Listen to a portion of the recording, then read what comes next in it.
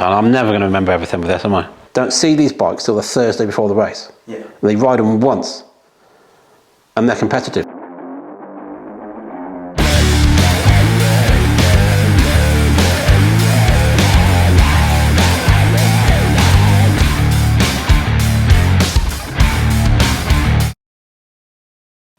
Hiya, Rob here from DocWob. In this video, I would like to run you through the details of the 2002 YZ250s we built for Ryan Villopoto and Mike Brown for VMXD and Foxhill. There's a lot to go at, lots. So I'm going to try and get it all in the video. It's a lot of work building bikes for these guys, and also the advantage that the English or the European guys have is they can test the bikes. We don't have time to test. We have to show up with them nearly perfect.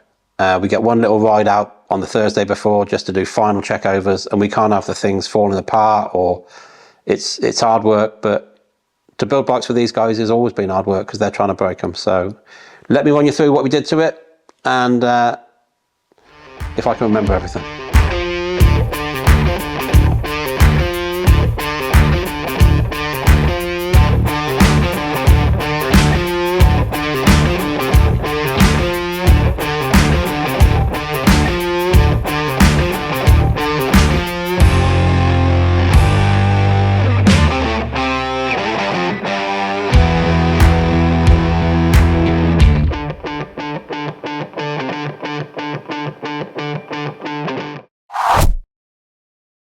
Heart of the beast is the engine. Let's start there. We changed the game a little bit, I believe, in 18 and 19, the Vets races, because we had Mike Brown in 18 on a CR 500, and it's just what you did. You put the fast guys on 500s. He's never raced one. The bike kind of manhandled him more than he manhandled it. So we had a discussion. I'm like, if we built you a good 250, do you think you could go faster? He's like, yeah, 100%. So that's what we did the following year. We built the black Chesterfield Yamahas, and he did go faster. And from then on, people have gone away from the 500s a little bit because they realised that you can ride a 250 quicker, basically. And a lot of these guys never grew up riding 500s. So started building 250s. Black Chesterfield Yamaha went good. The following year didn't happen. Then we did white Chesterfield Yamahas. He does break them. Brown is hard on bits and pieces. The one year we couldn't keep reeds in the bike, he kept breaking those. The following year he kept destroying front brakes. So going into Foxhill, we knew we had a bit more of a task on our hands with the hills, and a lot of people are riding 250 two-strokes and tuning them, so we thought we had to get some work done. So motor-wise, tone strip the motor, bare cases, vapor blaster cases, look for any damage, replace any gears, new clutch basket, magnesium clutch and ignition cases. We have cast, but don't ask about buying them, they're ridiculously expensive. But the heart of the motor is the tuning. So both Ryan and Mike have both won championships at Pro Circuit, so they trust Mitch painting at Pro Circuit implicitly. Who wouldn't? He's the man. So I contacted Mitch. We sent him a couple of cylinders, a couple of heads, a couple of power valves, reblocks, and he did what he did. His first question is, what fuel are we going to use? So we agreed to run VPC12, not because it's the best fuel out there, it is good, but it's very uniform. It's always going to be the same. So we can do the jet in. That's what they originally built the bikes for back in 2002, using VP C12. So that's what we're going to run them on now. So that's what we run them on. So Mitch Payton handed the cylinder, the head, a little bit of casework, not very much in fairness. And apart from that, it's just all rebuilt brand new, all DocWob titanium, like I say, magnesium cases. Then you're onto the carburation. Carburation is always a bitch. And on these carbs, the one thing I will tell you is on the solenoid for the power jet carb, there's a little, if you take the solenoid out of the carb, there's a little rubber seal at the end. If that's gone, you're never going to get the jetting right in a million years. It's just going to leak fuel, it's going to be rich, and you ain't going to know why. So first job, take that out, make sure there's a little rubber seal on the end of the solenoid. If that's in, you got a fighting chance. Old man now. We're going to need somebody with eyes, that ain't me. So the heart of making a good two-stroke run is obviously the pipe. It's a big factor. So again, Pro Circuit supplied the pipe, but this pipe has to go with this motor. It won't work on a standard motor. So good job we didn't destroy any of those. Same pipe silencer. I believe the silencer's got a larger core with bigger holes in it.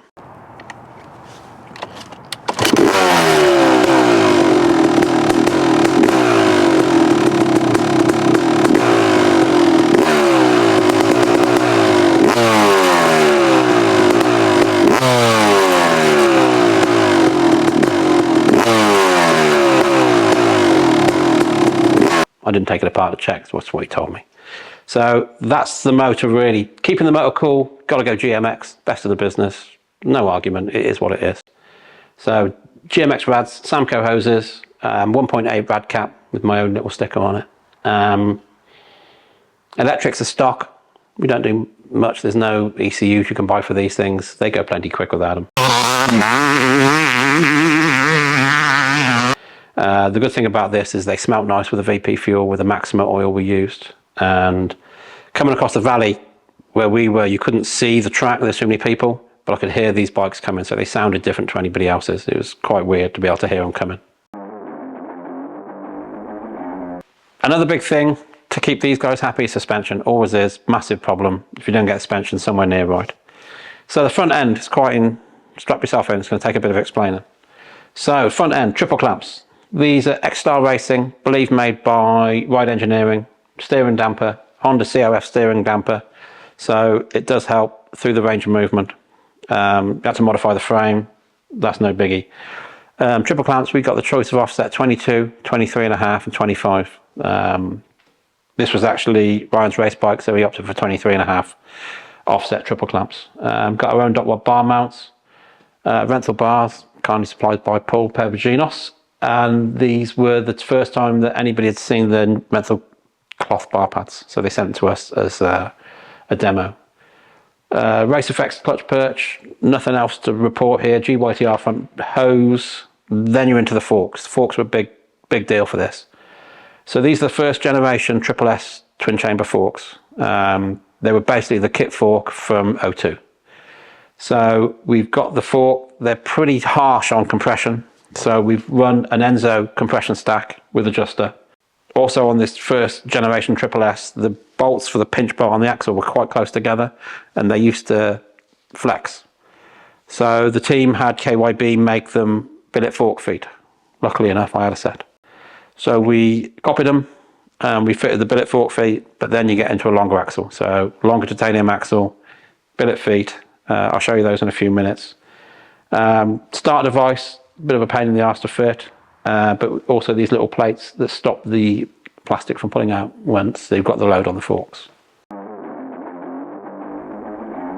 Okay, while we were on site, the guys decided they needed a little bit more steering turn circle, I guess you'd call it. So we had to take the front end out and hacksaw the steering stops back a little bit. And of course, with the steering damper, we had to run a stadium front plate, which was quite funny because somebody on Facebook told me that we ruined it for them by running that plate. Well, I'm sorry. I had one Bright Spark tell me on the pictures we took, the pictures we did before the event, that we had a disc bolt, a fork guard bolt missing. I'm like, it's a disc guard bolt. Okay, so front end forks again, billet foot, nice wide pinch bolts. We made the nut to have the thread in for the disc guard. Disc guard also mounts through this top hat we've made for the fork guard. Billet, hose guide, clamp, all safety wired up as you do for brakes. Biggest pain in the ass for this was front disc. I got a problem with oversized discs. You can get them because these are YZF hubs. You can get them, but they're all wavy. They look fucking awful on a vintage bike. So we were going to make discs, but to make discs, you either got to make 100, which is horrendously expensive, or get 5 made, which is even more horrendously expensive. Managed to find a disc in the Brembo catalogue, which was a 270 round floating. Fucking lovely. Brembo importers don't bring them in. So I know a guy in Brembo, Italy. Yeah, we got them, but we can't sell them to you. So I had to get them from a dealer in Italy to buy them from Brembo, and then us buy them from the dealer in Italy. But we got nice round floating discs on it, so that's good to go. Apart from that, that's the front end pretty much done. Talon hub, Talon rim, Michelin tyres, Starcross 6s, they were really happy with those. Pretty much standard apart from that. So back end, rear suspension. Kayaba kit suspension from Star Racing Yamaha. This one's actually got JM written on it, Jeremy Martin from back in the day. It's a 2-piece body, cast top, steel tube, which helps with heat dissipation and contamination of the oil. 16mm shaft. It's all connected to the frame with a Phil Denton engineering linkage, which are the best in the business. Don't kid yourself. They're mega. They do a cracking job. So we went with the best there. Swing arm is 6 hours work to bring back to looking okay. Basically, you have to start with stripping the string arm of anything steel. That goes for plating, all the bearings out, everything off. Then to the anodizers to dip the anodizing off. Then we dry blast the cast section. Then hand polish the extruded section. Old school green Scotch Brite. It goes in the vapor blaster first to get all the nooks and crannies. Then we do it with it's not a linear machine, it's just like a round drum to get the lines in it. So that's 6 hours of my life I'm never going to get back. So the swing arms, I got to tell you, is the worst part of the job. It is awful. You're covered in black gunks all up your nose, all in your eye. It's horrible. But I've tried to get other people to do it for us and they just don't do it right. It's a big lump of the bike, and to be honest, if I don't do it myself and get it just right, it irritates me. So the bottom line is I do it because I love it. Engineers over here. Where's my coffee anyway? I don't know. I thought you would be coming. No. All right, next big issue was the rear brake. To run a big 245 rear disc, discs are easy to find. They're just a YZF disc. So that wasn't the problem. The problem is this thing, brake carrier. Big issue, because the Yamaha 245 brake carrier doesn't fit the swing arm. So we had to cut the lug off the swing arm that the rear brake carries on, have our engineer make a new one, have our welder weld it into place. So you've got to mock the whole back end up, bolt it all together with a hub, slide the wheel as far forward as it will go, tack it, slide the wheel as far back as it would go, tack it, make sure it's all free and easy. The problem is as well, is a lot of the brake carriers, they're all knackered. Somebody's put them together without the little pads at some point. So we made replica factory brake carriers. We didn't make them for the 02 because there's just not enough bikes out there. So we made them for the 08 onwards, for the axle size. So we made this basically fit an 08 rear brake. Doesn't sound like much work, but believe me, it was a ball ache. But they work well, and now we've got these to sell. So once we made the rear brake carrier, we left the lugs on here because I had some GYTR nylon rear disc guards. They're just fucking cool, that's why we run them. They just look neat.